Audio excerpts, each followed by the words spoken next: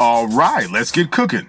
Welcome to the latest edition of Chin Check Sports Radio. I'm your host, JD. I want to thank you all for taking the time out to join us. And as always, we welcome any suggestions, feedback, comments, and criticisms, which improves the quality of our program, which ultimately improves your listening experience. Before we get started, I want to send all of you thank you for your tremendous support. Once again, people are slowly but surely finding out about who we are and what we do. They enjoy and respect the passion with which we speak. But as we always say, we do this because we love it, as we are simply sharing our passions with you all as we continue to build our listening army to take over the world.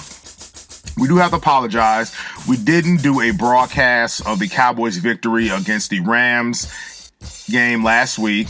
We were tied up on some foolishness, and we didn't get a chance to watch the game. And when we do our broadcast, we actually like to watch the game. So we didn't want to watch highlights and speak on things where we just highlighted or we just heard. So we actually like to watch the game. So that's why you didn't get a broadcast from us last week. So we definitely owe everyone an apology for that. But this week, week 6, the Cowboys 26-17 loss on the road against the NFC East rival and the undefeated Philadelphia Eagles. Let's jump into our stats here. Quarterback Cooper Rush, 18 of 38 attempts, 181 yards, 1 touchdown, 3 interceptions. Ezekiel Elliott, 13 carries, 81 yards. Tony Pollard, 11 carries, 44 yards. CeeDee Lamb, 5 catches, 68 yards. Tight end rookie Jake Ferguson, 4 catches, 40 yards, and 1 touchdown. Peyton Hendershot, 2 catches, 22 yards. On the defensive side, Malik Hooker, 12 total tackles, 10 solo. DeMarcus Lawrence, 8 total tackles, 6 solo, 1 tackle for a loss. Leighton Vander Esch, 7 total tackles, 3 solo, 1 tackle for a loss. Mike Parsons, 7 total tackles, 3 solo, 1 tackle for a loss. Donovan Wilson, 5 total tackles, 2 solo, 1 sack.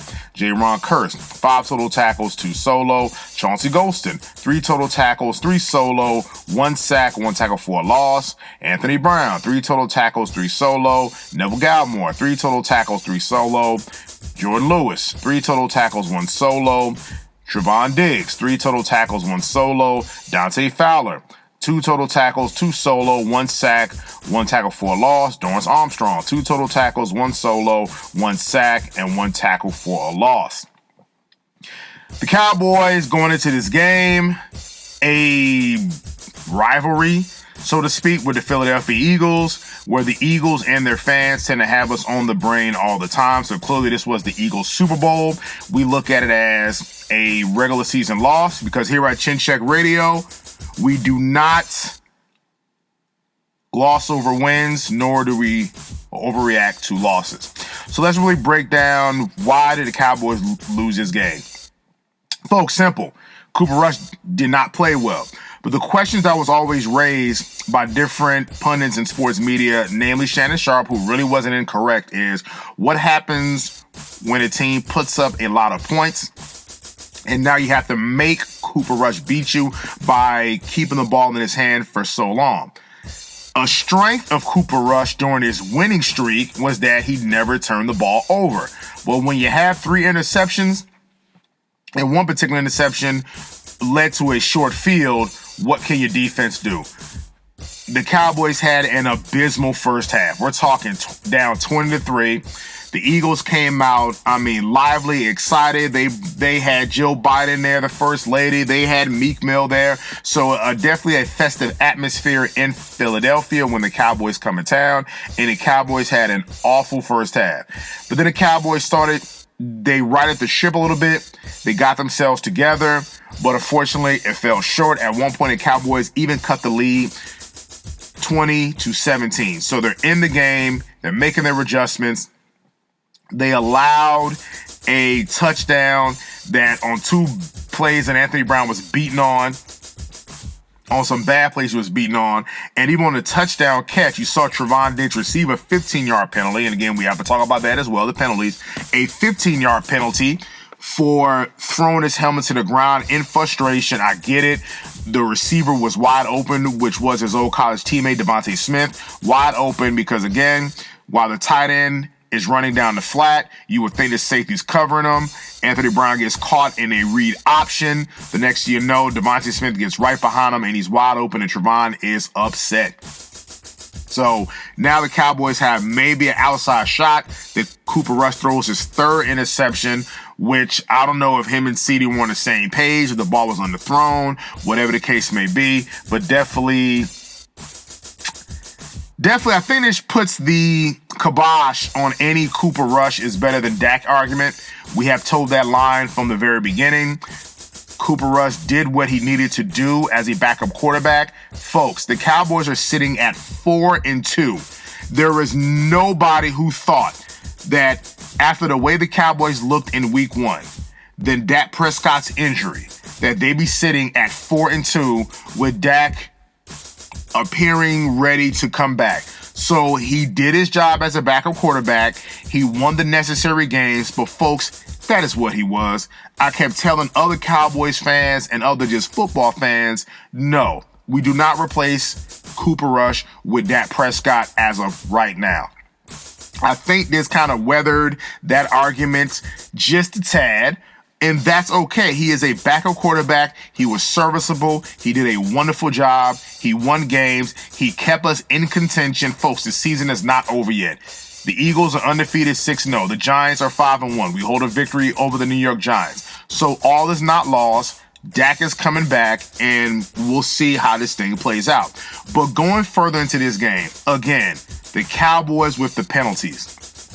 Some silly penalties. The Trevon Diggs penalty, the 15-yarder. Then Micah Parsons had a taunting penalty where he made a great play, almost could have came down with an interception. Gets into the tight end's face, calls a penalty, taunting. That kept the drive going. You had CeeDee Lamb had a block in the back that negated an offside penalty by the Philadelphia Eagles. So it's those little things that cost the team.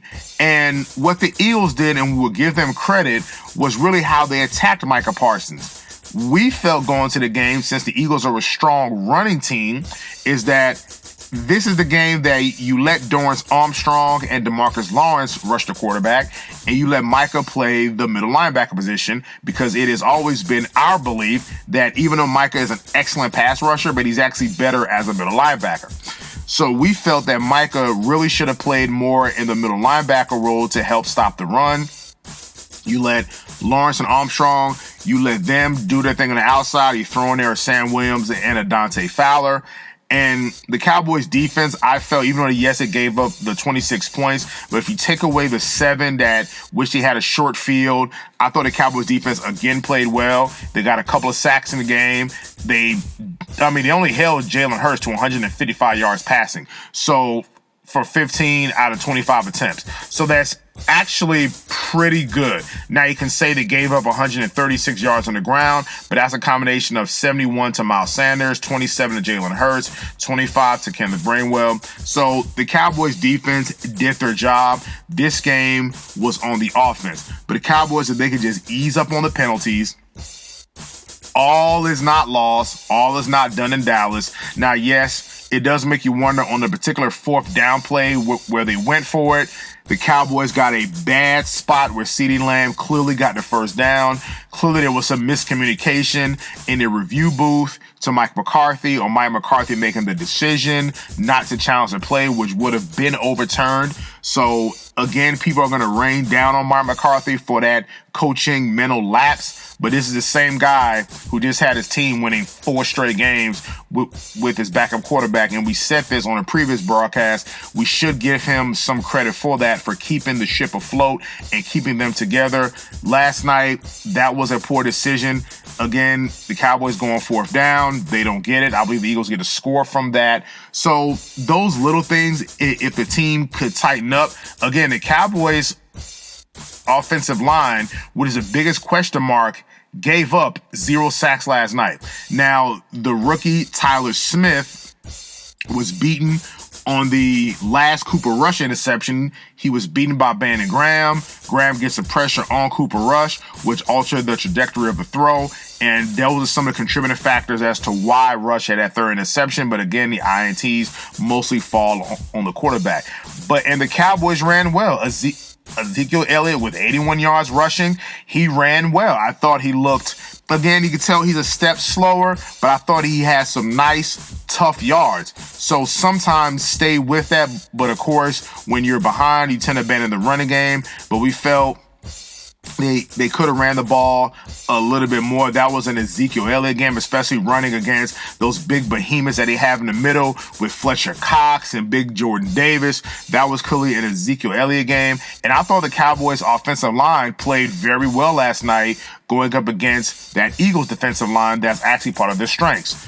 There was a great pancake block by Terrence Steele down the field, even though the play did not really gain the yardage that you thought it would have, but definitely a nice pancake block from Terrence Steele. So the Cowboys, the offensive line that was a huge question mark with the loss of Tyron Smith, with a rookie guard who had to move out to tackle, with Connor McGovern, again, hasn't been playing the best, but the offensive line, I thought, held up very well. I thought they did a solid job against that Eagles defensive front, especially running the football. No sacks, got solid yards on the ground, and actually ran for a combined 134 yards. So we're going to give credit where credit is due there.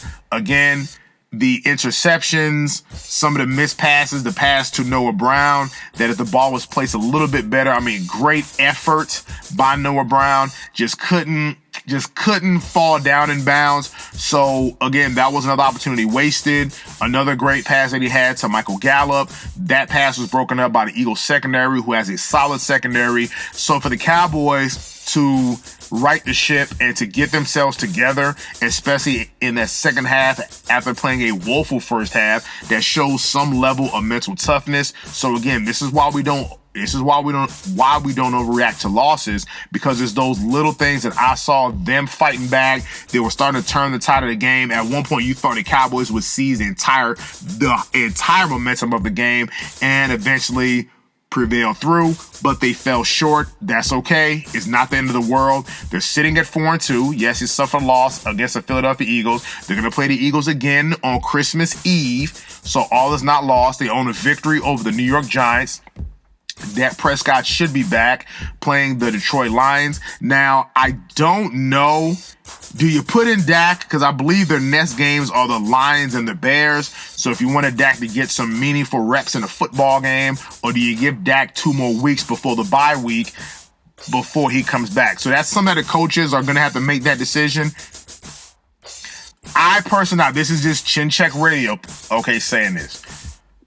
Either you give Dak another week to prepare, so you let him sit out this Lions game, bring him back for the Bears game, he gets his meaningful reps, then he has the bye week. So now he's played a whole football game, has a bye week, so any lingering soreness or discomfort, he has a bye week to rest. Then we should get him back healthy for the rest of the season. But that's just JD from Chin Check Radio talking. Again, Dallas Cowboy Week 6, 26-17 loss on the road to the Philadelphia Eagles. And if you listen to the Eagles fans tell the story, you think that they've won the Super Bowl. We will see this team again. The Cowboys were not just dominated and ran off the field like you thought what would happen.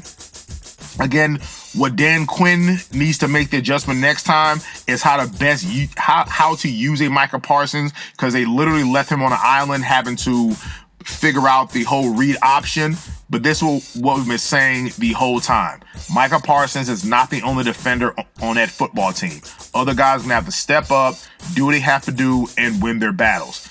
And that's okay. It's not the end of the world. Until the next time, this is Chin Check Radio, signing out.